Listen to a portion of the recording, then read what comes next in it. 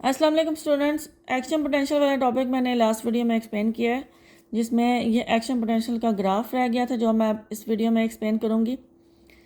Action potential के जो steps हैं, जो उसके फेजेस हैं, जो उसमें चेंजेस आते हैं, उनको इस ग्राफ से भी शो किया जा सकता है। अब इस ग्राफ में वाई एक्सिस पे ये आ जाएंगी सारी potential values starting from -70 millivolt. -70 से स्टार्ट करेंगे। -70 किसको रिप्रेजेंट करता है? RMP मतलब resting membrane potential. Resting membrane potential -70 millivolt. अब इस कंडीशन में यहाँ पे थ्रेशोल्ड स्टिमुलस अप्लाई हुआ है न्यूरॉन के ऊपर, उसकी एक मेम्ब्रेन पे, और इस स्टिमुलस के अप्लाई होने की वजह से कुछ सोडियम आयंस मेम्ब्रेन के अंदर चले गए, जिसकी वजह से इनसाइड लेस नेगेटिव हो गई, -70 से -50 पे आ गई। उसके बाद थ्रेशोल्ड स्टिमुलस के अप्लाई होने के बाद एक्शन पोटेंशियल स्टार्ट हो गई। मतलब जो रिमेनिंग सोडियम आयंस थे वो भी इनसाइड मूव कर गए through sodium channels, means influx of the sodium ions, that is depolarization. Sodium ions के अंदर जाने की वजह से आउटसाइड नेगेटिव हो गया था और inside positive, sodium ions inside. ये है डीपोलराइजेशन। और डीपोलराइजेशन या एक्शन पोटेंशियल भी इसको बोलते हैं, इसकी वैल्यू आ जाएगी +50। AMP means acting membrane potential +50 because now inside is positive and outside is negative. Depolarization होगी। उसके बाद नेक्स्ट स्टेप है, ग्राफ ये नीचे जा रहा है, ये किसको शो कर रहा है? रीपोलराइजेशन को। नीचे क्यों जा रहा है? इसलिए क्योंकि अब रीपोलराइजेशन होनी है, मतलब इन साइड ने अब अगेन नेगेटिव होना है। इन साइड जो पॉजिटिव हो गई थी ना, अब उसने अगेन नेगेटिव होना है। कैसे? पोटेशियम आयंस अब बाहर जाएंगे। पोटेशियम आयंस जो अब अंदर थे पहले, वो अब बाहर जाएंगे, तो पॉजिटिव चार्ज बाहर जाएगा, इट मीन्स तो इन साइड अब अगेन नेगेटिव होना शुरू हो जाएगी। दैट्स वाई ये ग्राफ जो है ये डाउनवर्ड आ रहा है। अब नेगेटिव की तरफ जाएगी वैल्यू, -70 तक चलेगी। अब -70 के बाद यहाँ पे ये रुका नहीं है, इसलिए क्योंकि पोटाशियम चैनल्स क्लोज नहीं हुए।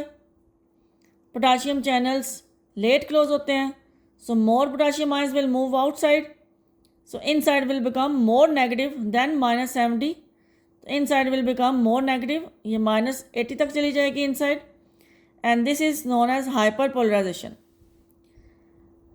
हाइपरपोलराइजेशन के बाद अब यहाँ पे फिर सोडियम पोटाशियम एटीपेस पंप काम करना शुरू कर देंगे। सोडियम आयंस को बाहर भेजेंगे, पोटाशियम को वापस अंदर लेके आएंगे, और मेम्ब्रेन की जो पोटेंशियल है उसको -70 पे दोबारा से इन्होंने मेंटेन करना है। यहाँ पे ये इन्होंने मेंटेन कर दिया रेस्टिंग मेम्ब्रेन पोटेंशियल को। This area represents refractory period, जिसमें रेस्टिंग मेम्ब्रेन पोटेंशियल इस्टेब्लिश की जाती है। सोडियम पोटाशियम पंप्स काम करते हैं और रेस्टिंग मेम्ब्रेन पोटेंशियल को दोबारा से मेंटेन करते हैं। अच्छा, अब ये जो फेज़ है हाइपरपोलराइजेशन के बाद, जब पंप्स काम करना शुरू करते हैं till the maintenance of resting membrane potential, this phase is refractory period.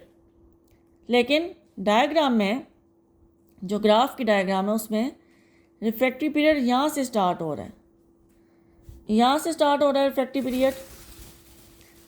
Means के हाफ रीपोलराइजेशन भी इसमें ऐड हो रहा है, हाइपरपोलराइजेशन भी इसमें ऐड हो रहा है। सो ये सारा ही एरिया एक्चुअली रिफ्रैक्टरी पीरियड में आता है, but sodium potassium pumps refractory period के जिस पॉइंट पे काम करते हैं ज़्यादा, वो ये वाला टाइम पीरियड है हाइपरपोलराइजेशन के बाद, जब उन्होंने रेस्टिंग मेम्ब्रेन पोटेंशियल को मेंटेन करना है।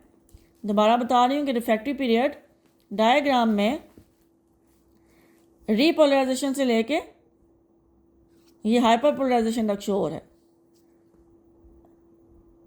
रिफ्रैक्टिव पीरियड, ये सारा रिफ्रैक्टिव पीरियड ही है, बट इसमें sodium potassium ATPase pump refractive period के जिस पॉइंट पे काम करेंगे वो ये वाला पॉइंट है, आफ्टर द हाइपरपोलराइजेशन।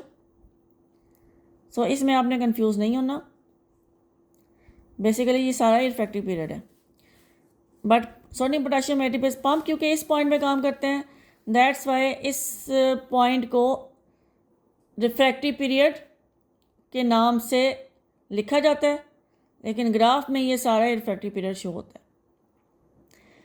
अच्छा, इसमें ये जो रिफ्रैक्टिव पीरियड है, रीपोलराइजेशन एंड हाइपरपोलराइजेशन वाला, रेस्टिंग मेम्ब्रेन पोटेंशियल जब इस्टेब्लिश हो जाती है वो वाली नहीं, ये जो इतना रिफ्रैक्टिव पीरियड है, इस रिफ्रैक्टिव पीरियड में न्यूरॉन अब कोई भी नेक्स्ट स्टिमुलस रिसीव नहीं कर सकता। क्यों? इसलिए क्योंकि न्यूरॉन इस कंडीशन में उसकी न्यूरॉन की जो मेम्ब्रेन है उसमें पोटेशियम बाहर गया हुआ, सोडियम ऑलरेडी अंदर है। तो जब सोडियम अंदर है तो स्टिमुलस रिसीव भी हो जाएगा, तो कोई चेंज नहीं आ सकता, क्योंकि एक्शन पोटेंशियल ने तो कब जनरेट होना है, जब सोडियम आयंस ने अंदर मूव करना है। यहाँ पे सोडियम आयंस ऑलरेडी अंदर है मेम्ब्रेन के। सो इस पॉइंट पे न्यू स्टिमुलस अप्लाई नहीं हो सकता। हाँ, once the resting membrane potential is established after refractory period, then this neuron membrane can receive a new threshold stimulus.